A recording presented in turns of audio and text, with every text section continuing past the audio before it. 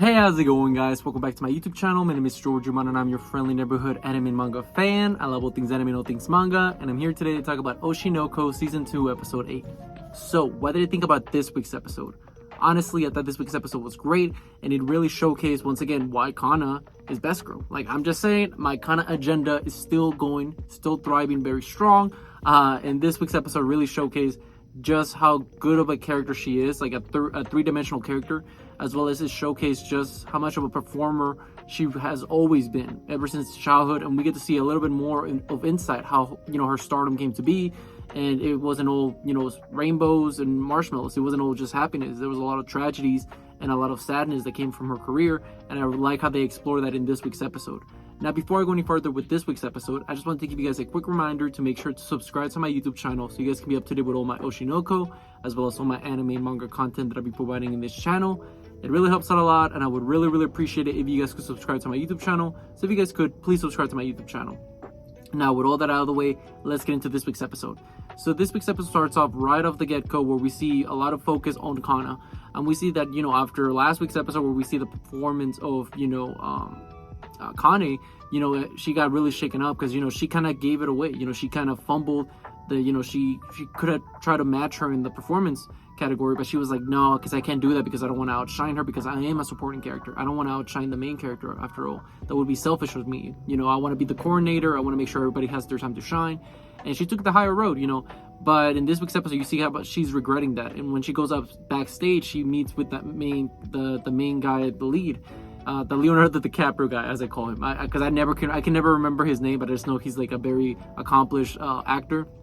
But yeah, he meets him, and he's like, "Hey, what was that about? Why did you just like fumble your performance there?" And he's like, "No, well, I had to bring my performance to lower level because I honestly want Akane to shine." And he's like, "Yeah, that's cool and all, but no." Like, no.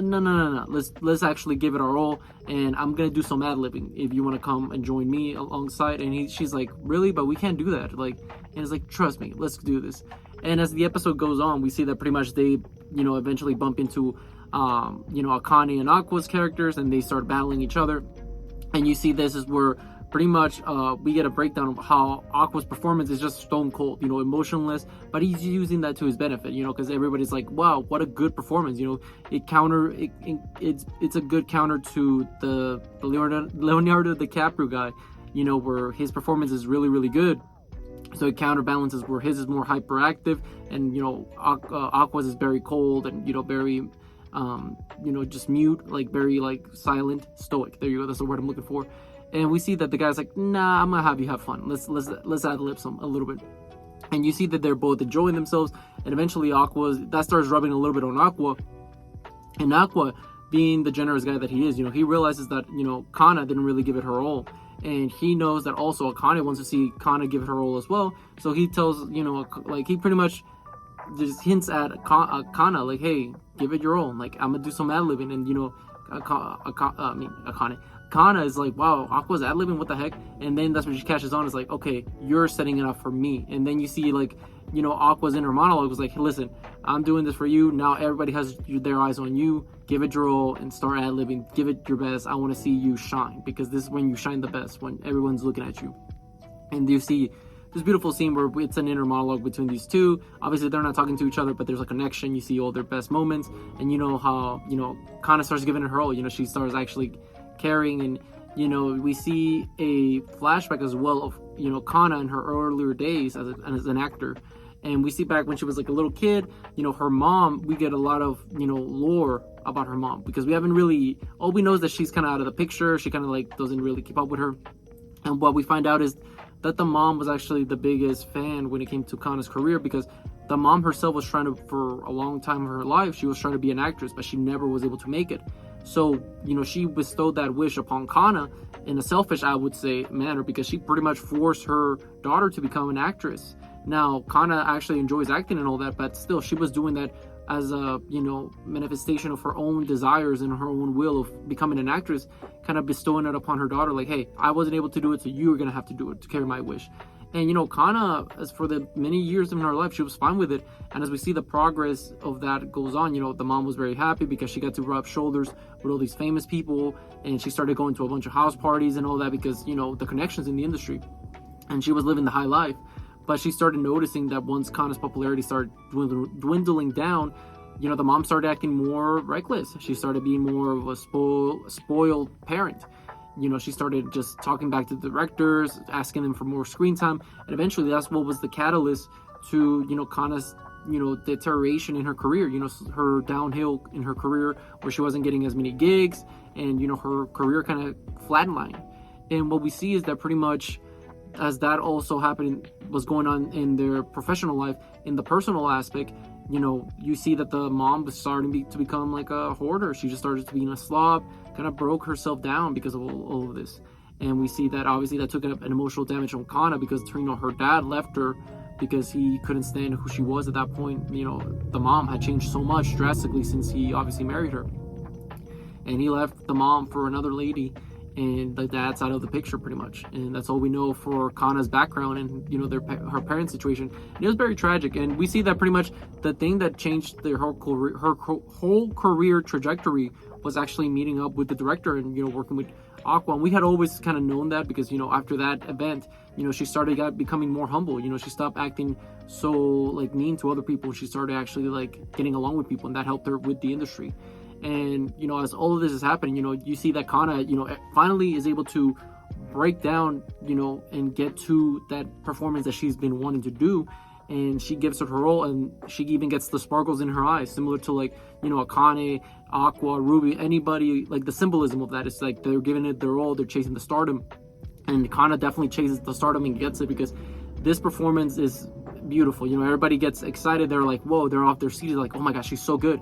And even the guy that's like her boss, I believe, or the guy that runs the La La La company that's making the theater and all that, he's like, wow, this chick, for the longest time, I just kind of hired her just to be like, you know, for a legacy, but I've forgotten just how good she is. And this performance is really knocking it out of the park.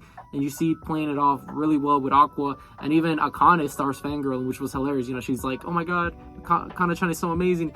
And then she eventually says, and here I thought I was going to win. And towards the end of the episode, we see that, you know, as the battle continues between the characters, you know, Kana's the partner, the Leonardo DiCaprio guy, he strikes, he's going to strike Aqua, but then, you know, Akane steps in and takes the hit, and that's how the princess, you know, she quote unquote dies or gets fatally injured. I forgot what the context is, but you see once that happens, that pretty much, you know, Akane is like, I thought I was going to win, and she kind of just gives it up, like, oh well, Kana did outshine me, didn't she?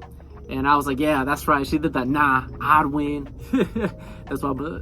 But what happens is pretty much after that is that we cut to a flashback of what was happening earlier in the episode, where or before the play started, where we saw Aqua talking to the director guy, and he was like, hey, the director pretty much tells him, like, I know what's, you know, the reason that you're having all this conflict with acting, and it's because of I's, you know, it's because of I is the reason, and the reason is because you like acting, but you feel so much guilt from it because of I. So for you to become a good actor and keep up and, you know, keep evolving in the industry, you're gonna have to suffer through it, because you're gonna have to, you hate acting, you're gonna have to hate what you like, because you actually enjoy, you know, acting, but you can't enjoy it. You have to be suffering because of it. So you have to push through, and that's how you'll be able to become a successful actor, at least, and therefore you'll be able to get your revenge. Even though I don't want you to do that, because I know that murder and all that is not the way. But Aqua has this cold, you know, very calculating face, and very devoted face to it, and we see him pretty much just being like, no, I don't care where this takes me. He goes full Anakin pretty much. And as the episode ends, you know, he's fighting out the guy, and then he eventually bites him, and I'm wondering, was this on the script, or is he just like ad-libbing this? Because if it is, my man is really, you know, going to Mike Tyson with this, you know, with the bite.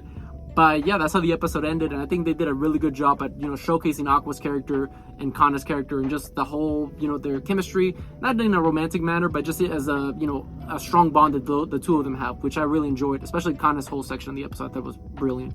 Now, with all that being said, what did you guys think about this week's episode? Did you guys love it? Did you guys hate it? Did you guys think it was alright? Whatever you guys thought, let me know in the comment section down below. Also, thank you so much for sticking all the way to the end of the video. I really appreciate it. And don't forget to like, comment, and subscribe to my YouTube channel for more Oshi, as well as more anime and manga content in the near future. But with all that being said, I hope you guys have a great rest of your day. Bye-bye.